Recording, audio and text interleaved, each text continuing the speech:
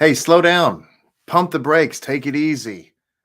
Those are expressions I want to use this evening as I'm bringing you this special class, kind of a short little insights, some advice on becoming Torah observant. What should you know if you're fairly new, or maybe you're brand new and you're wanting to go through Torah-true conversion in Messiah Yeshua, which most likely you're coming to Lapid Judaism and wanting to be a part of the Lapid Nation to do that. This is probably the only place I'm aware of where you can actually have legitimate conversion and still maintain your faith in Yeshua. And maybe you're just somebody that's trying to embrace this lifestyle and you want to know how to do it in a healthy way. Well, I was inspired that we were doing our daily devotional, daily study, still on the trip. Came across an insight from Rabbi Twersky that really inspired this lecture. And he inspired it, but it's also inspired from my own experience that I've witnessed all these many years walking with people who have come into this way of life. And most have done it and been able to navigate it in a healthy way. But there's been more than a few who have not been able to do so. And this is a phenomenon worldwide of observant Judaism. What I'm talking about this evening is something that happens seemingly to anybody who's not observant, even if they're Jewish. If they're Jewish and they're secular, or they kind of grew up around Jewish lingo, so they're not exactly completely ignorant of certain topics. Whereas, a lot of non-Jews didn't grow up with these words on their palate or in the mouths of their grandparents, perhaps. And so it's even more so for them. But the basic problem is, there seems to be that with Judaism, people get excited, rightfully so. They want to live for God. They want to do the right things, and they just tend to jump in with both feet. That's problem number one.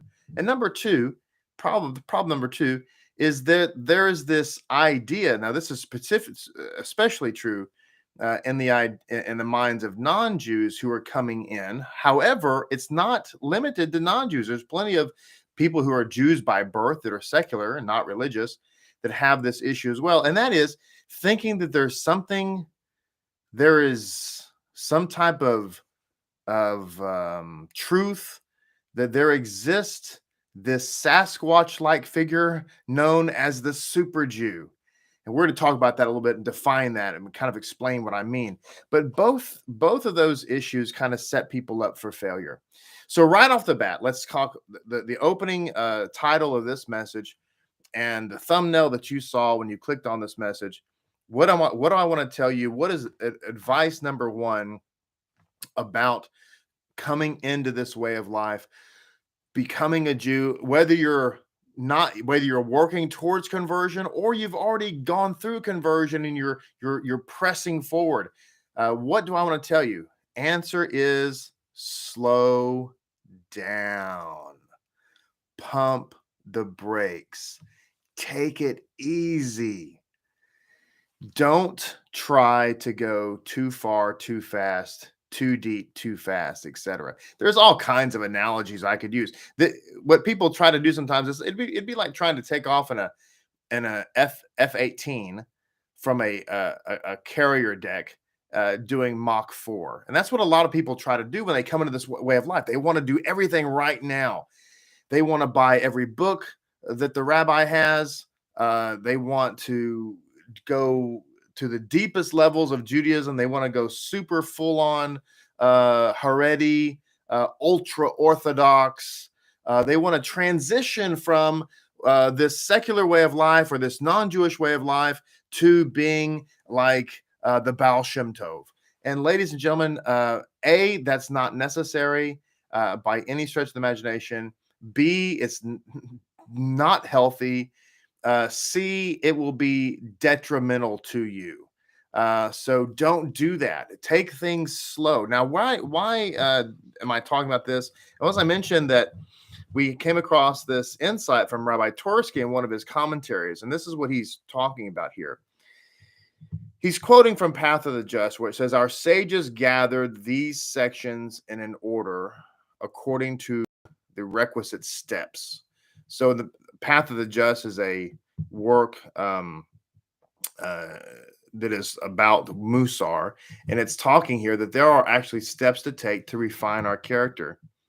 And this is what Rabbi Twersky says. He says, while character refinement, this ultimately we're talking about here, because Musar is a part of Torah observance. It's really a prerequisite for Torah observance, which is another point I might make, that if you really want to be successful in living a proper Jewish life, then what we really need to do first and foremost is work on our character, deal with those problems, be it pride, be it anger, lack of patience, lack of generosity, whatever those. In other words, improve our character. The more that we become godly people, that's will make our Torah observance more successful.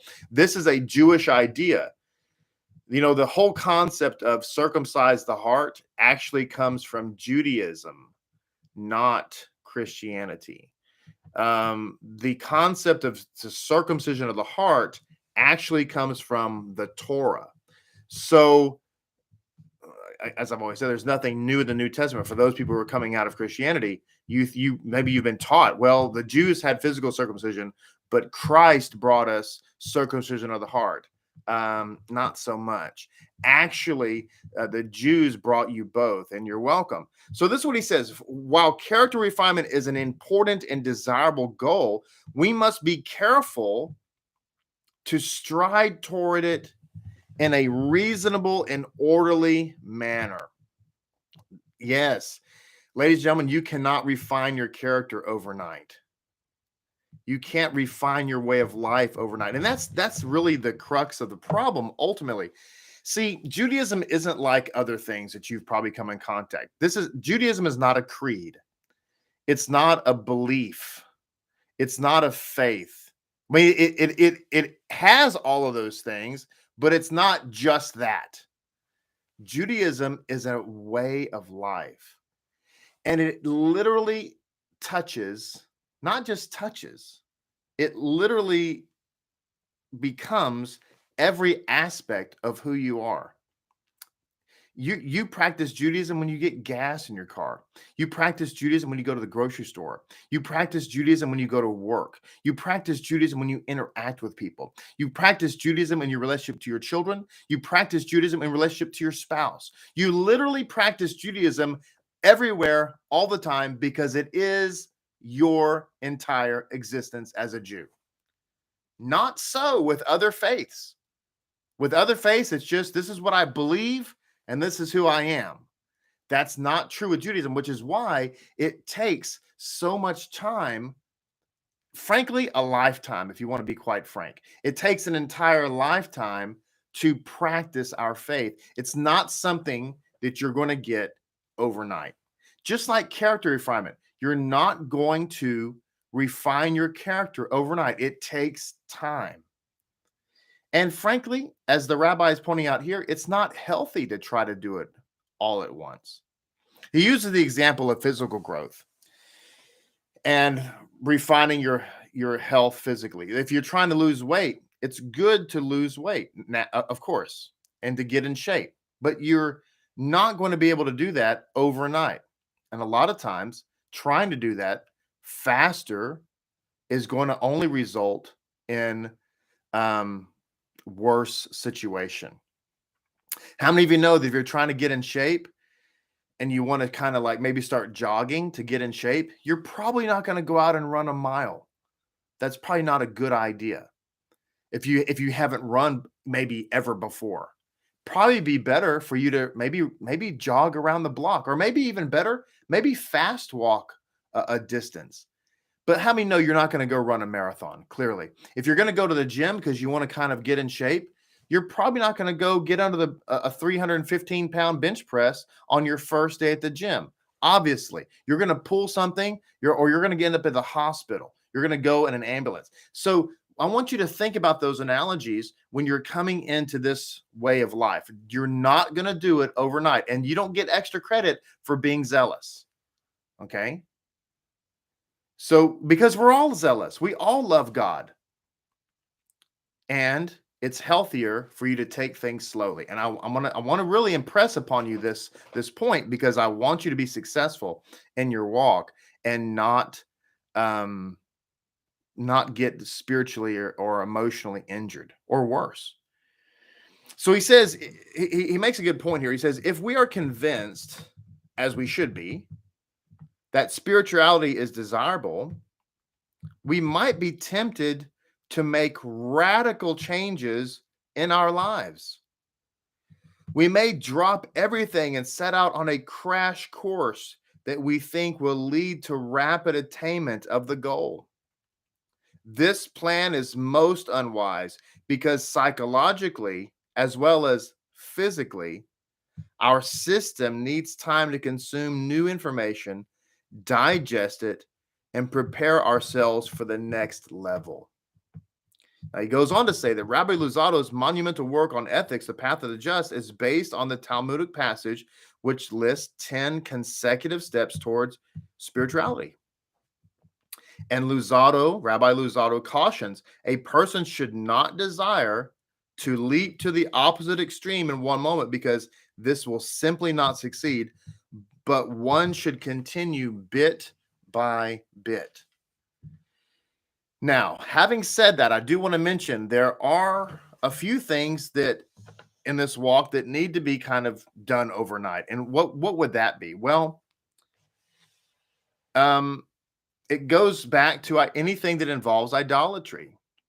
If you're involved in idolatrous practices of any kind, this would include Christmas or Easter or Halloween, you have to stop those immediately. If you have any idols in your house from any other faiths, it doesn't matter, by the way, if they're there for just pure decoration, or if you actually you have used them as an idol, you have to take those out. And my recommendation would be to smash them and throw them away. You have to get rid of. You have to stop that. There's certain things you have to stop immediately, right? For those of you who are familiar with the writings in Acts 15, that's what all that was about. There were certain things that the non-Jews had to do as prerequisites to be able to start their walk. That wasn't the things they were supposed to do for the rest of their lives. That would be actually, frankly, patently absurd. That was just things they had to do right now. And all of it, by the way, had to do with idolatry. If you're eating blood, which some people do, I know it sounds kind of gross, but if that's what you're doing, you have to stop. Which we always tell people, one of the best ways that there's 3 things you can do. We always recommend to tell people to do when you're coming into your walk of Torah life and you're working towards conversion, or you're going into conversion or whatever. And that is number 1, first and foremost, start working on eating kosher, making a kosher kitchen and developing kosher eating habits. That's numero uno, and it's extremely important. Number 2 is start to observe the Sabbath. Begin to make the Sabbath your day of rest, like it should be, right? Biblically. And if you're working on the Sabbath, then have a cordial and respectful conversation with whoever you need to have it with, to make sure that you get Saturdays off. And then the third thing would be to begin to observe the festivals. Those are the 3 things we always tell people to do. Rabbi Stein Saltz wrote a book on Teshuvah, and he covers this topic that I'm talking about tonight. And many years ago, I read his book. I went and I highlighted a bunch of things. And so after I came across this insight from Rabbi Torsky, I went and pulled Rabbi Steinsaltz's book off the shelf and reread some of these passages. And I had highlighted a great many things, so many wonderful things that he says that can give people a lot of wisdom to help them prevent from basically spiritual burnout. Or, what happens, I think, is that people, they come in, they try to do too much too fast. They try to become a super Jew because they see somebody else they think is a super Jew. They're not. Rabbi Stein Saltz agrees with me. I'll tell you in a minute. And then they get discouraged because they've kind of set the bar too high for themselves. Go back to the physical workout thing. If you want to start running, make your first goal, maybe, I don't know, don't make it a 3-mile run, make it a quarter mile maybe, or I don't know, whatever, 100-yard dash. And begin to do it incrementally, because that's how you build confidence. If you run out there and say, hey, run 3 miles right now, and you can't make it to the end of your block, well, then you're going to want to quit because it seems overwhelming. So don't do that. But let me read some quotes real quick that Rabbi Stein talked about. He said, entering the world of Judaism is like entering a different medium. And one who would experience that medium must at some point make decisions for change, clearly. Now, is not to say that a sudden leap of faith, a sudden leap is by itself appropriate. Leaping before one is ready to make a transition is dangerous and sometimes damaging. That's absolutely true. We encourage people to take it slow. Don't be afraid to take it slow. No one is going to judge you for taking it slow. In fact, we're going to commend you for it. We want you to pace yourself. He talks about how in Judaism, the penitent person who comes into the covenant is in fact a new creation. Teshuvah, he writes, is a kind of spiritual death and rebirth. He goes on to say that the Baal Teshuvah, that's the master of repentance, that's what that means. If you're somebody who's coming into the faith, you are ostensibly a Baal Teshuvah. He says, on one hand, the Baal Teshuvah is a newborn babe, somebody who is born again. That term is Jewish, ladies and gentlemen. It was not invented in the New Testament, okay? New creation, born again, newborn babe, those are all Jewish terms, and they all are about conversion. So he says, on the one hand, you're a newborn babe, but on the other hand, it's a bit of a paradox because you're a newborn person as a mature adult. And what he's pointing out here is that there are some facts of life. Just because you're a new creation in the spirit realm and really physically and spiritually, you are a new creation indeed. However, you're a mature adult and you have life. And it takes a minute to transition that life, to get into the groove of Judaism. It takes a little bit. Now, to give you some encouragement, just like the marathon runner might encourage you, hey, you know what? Just keep doing it. Just keep going. A little bit. And pretty soon you'll be running a marathon with me and you won't be out of breath. In the same way, I can tell you that you do get to that point where this becomes who you are. And it becomes second nature, or maybe first nature, but whatever. It becomes who you are. In a way, you don't even think about it. I mean, you do, but you don't. You know what I mean? So in a way, you just live a Jewish life because that's who you are. And doing anything different would seem weird. It doesn't feel that way now, but it will eventually. But don't go from here to here in a day or two or 10 or even a year. It might take a year or 2 or 3 to get you there. Which, by the way, just as an aside, please don't think that if you've studied Torah for 3 or 4 years, you know everything. Is that okay to say that? You don't. The Torah knowledge is like the sea, okay? And you never reach bottom. It's kind of silly to think that you've been a diver for a year or 2 or 3, and now you're a master diver. It's kind of, and by the way, you've never been out of the pool or the shallow end of the beach.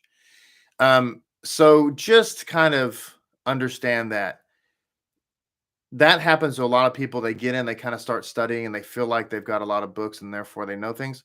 So just understand that people that study Torah have been studying Torah their entire life and still feel like they're just now learning something. And that's okay. There's nothing wrong with that. Now, some other things that Rabbi Steinsaltz says, by the way. He says all or nothing is a false dilemma. Judaism is not all or nothing. And many of you have heard this because you've come from the Christian church and you've heard this fear mongering that people who have tried to make you terrified of embracing the law of Moses have said things like, if you accept the Torah, then you break one part of it, you break it all. It's all or nothing. That's just not true. All that is, by the way, is somebody who's trying to scare you from being obedient to the word of God. They're trying to make you fearful of obeying God's word. They're trying to terrify you that if you actually do what God said for you to do, that he wants you to do, then now you're going to do that he's going to send you to hell for it. It's a fear tactic, and there's nothing true about it. The reality is that the choice between all or nothing is not true. Judaism is all about incremental growth and incremental, the idea of incremental growth. He uses an example in here. There's so many great quotes. I just don't have time for all of them. But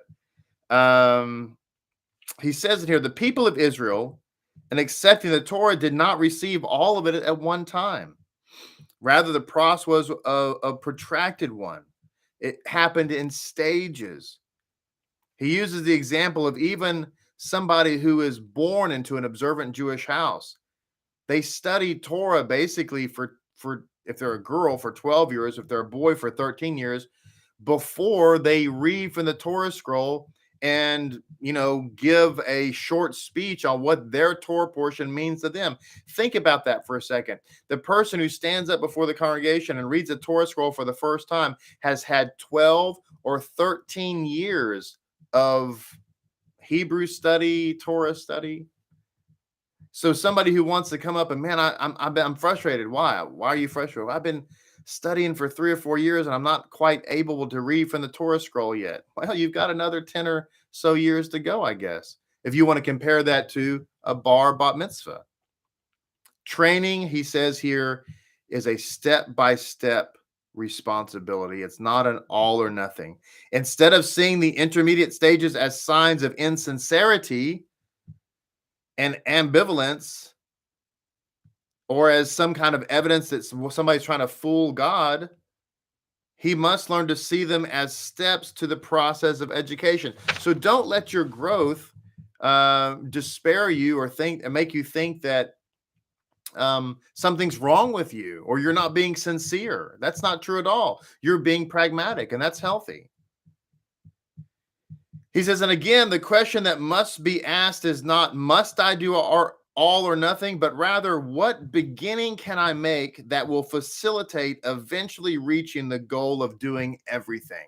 Let me read that again, because that's a great, great quote.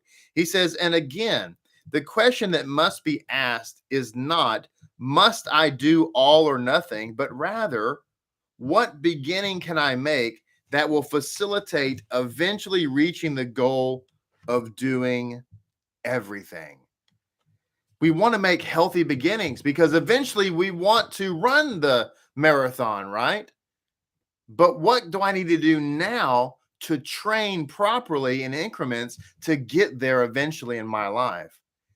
And a lot of times you need a coach. So therefore, it's healthy to find somebody who's mature, probably has a little gray in their beard, maybe the rabbi, maybe a zaken, maybe a zaken's wife, maybe the rebbetzin, if you're female. Someone who can guide you along the path and give you realistic goals. Don't be that person that walks into the gym and just takes advice from anybody, right? Don't be that person, because not everybody who's at the gym or at the track knows what they're doing, even if they're doing it, okay? So you want to find people who are healthy mentally and spiritually, who can guide you so that you can be healthy. So seek out those people. That's always a good thing, but don't let anybody condemn you for taking things easy, okay? All right. He writes here, he says, the problem that a lot of people have that are coming into Judaism, they say, if I'm really sincere, I must stop playing games of picking and choosing, and I've got to take the whole thing upon myself all at once, right now, body, soul, and spirit. And he says, don't do that. You do that and you're going to fail. Okay. It's just not going to work out for you. Now, the last thing I want to talk about here is what I mentioned earlier: is there's no such thing as a perfect Jew. This happens to a lot of people. They have it in their mind. This happens a lot, mostly with non-Jews.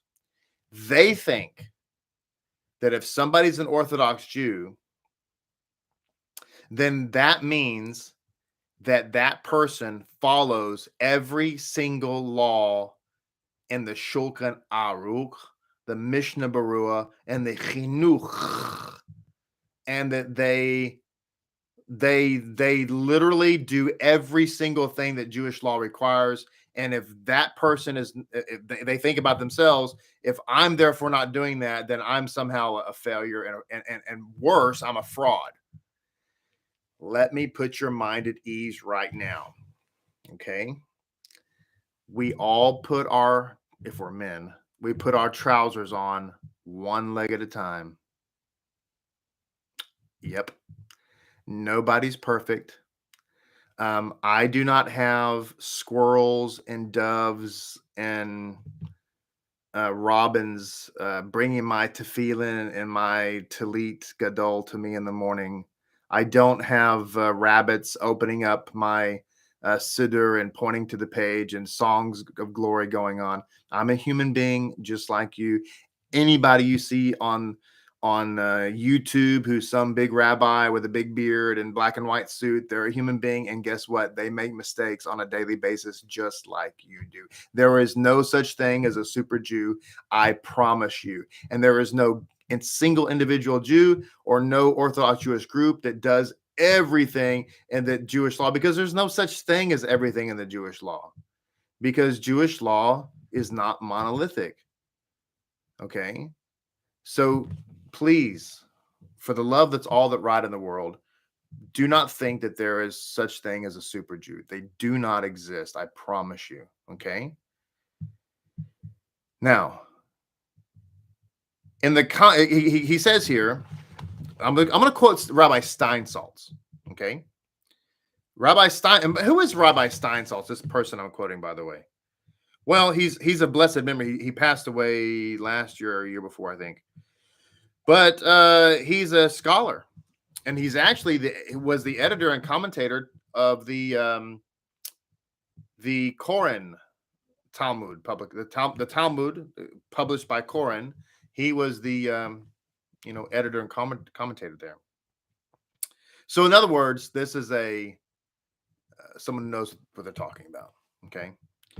He says, in this context, the Baal Teshuvah often suffers from a certain idealization of the perfect Jew, based either on a living model, glimpsed from a distance, or archetypes from the past. Such a person is imagined to be completely at one with himself and his chosen path, knowing no failure in his pursuit of halakha. Comparing himself to this ideal figure, the stumbling Baal Teshuvah experiences radical self-doubt. Basically, what he's talking about here, it says, the truth is, he goes on to say, that such ideal type people who know no backsliding, these kind of people have never existed except as figments of the imagination or of literary inventions. No Jew, even the greatest leader, saint, or prophet, has ever been free of religious problems, failings, heartaches, or doubts. This is an established principle. Everyone who takes the religious life seriously and who is thus ever striving onward experience setbacks along the way. He says it's not merely that there is no one so righteous that does only good and never sins, but more that this temptation, doubt, pain, and transgression are inevitable for those who are ascending higher. To be sure, all seekers are not on the same level, and their failings are thus not as equally grave. But he concludes and says, a great person who falls back may still be on a much higher plane than others. In both the material and the spiritual realms, the righteous man who falls 7 times and yet gets up, though he falls again and again, he continues to grope his way forward. Indeed, This is the strength of the righteous, which is their ability to endure a crisis and yet bounce back and turn their failure into a strength. Each spiritual crisis has its own cause and remedies. It is important to remember in every case, however, that such crises are a part of the religious life, not a negation of it. This is Rabbi Stein's. I'm reading his writings here. There is no such thing as a perfect Jew. There is no such thing as a Jew who's doing everything 100% the way they're supposed to do it. And when the person thinks that there is, then they're striving for this imagination, and they get discouraged. They get full of self-doubt. They think that they're not being honest. They think that the people around them in this community, because a lot of times what happens, and Zaken Yagal has warned people about this, being careful not to, listen to a bunch of rabbis, and because they're all over the place. But they begin to think about the people around them and say, you guys are not really sincere, because I want to be like this perfect Jew that either I read about in history or I saw online somewhere. But guys, you're not around them. You don't know what they're like in their daily life. And I'm not putting them down. We're all human beings. We all have our, we all strive to do better. We're all a little bit, some of us are more advanced, but we're all humans. It's, again, to use the analogy of the marathon runner, the person who's the champion marathon runner still stumbles sometimes. They're not perfect. They don't win every race. They don't always do everything exactly right. They may be better than you and more further along than you are, more advanced in their training, but they're still a human being.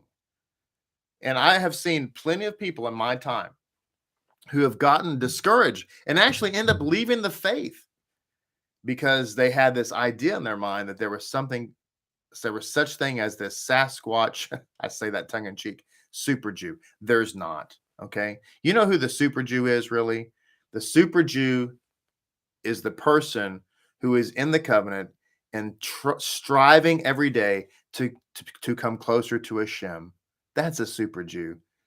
Someone who's striving every day to just love God, to do the mitzvot as best they can, to learn and grow, to study, to expand their understanding. That's the super Jew. That's what God wants of you. And I want to encourage you, take it slow. Slow down, pump the brakes, take it easy. It's a lifelong journey. And guys, we're on a deep dive here. Some of you are just starting out with a snorkel. Some of you are starting out and let's learn how to swim. That's fine. That's great. Some of us are a little bit further down. But guys, we're never, ever going to reach the bottom. So I hope this has been inspirational to you. Most importantly, I hope that this is going to help you transition into this way of life and doing so in a very healthy way. So God bless you. Thank you so much. Hey, listen, I can recommend this book to you, Rabbi Steinsaltz's book on Teshuvah, a guide for the newly observant Jew. Aiden, there's his name, Aiden Steinsaltz. It is a good book. And you can read exactly what I read.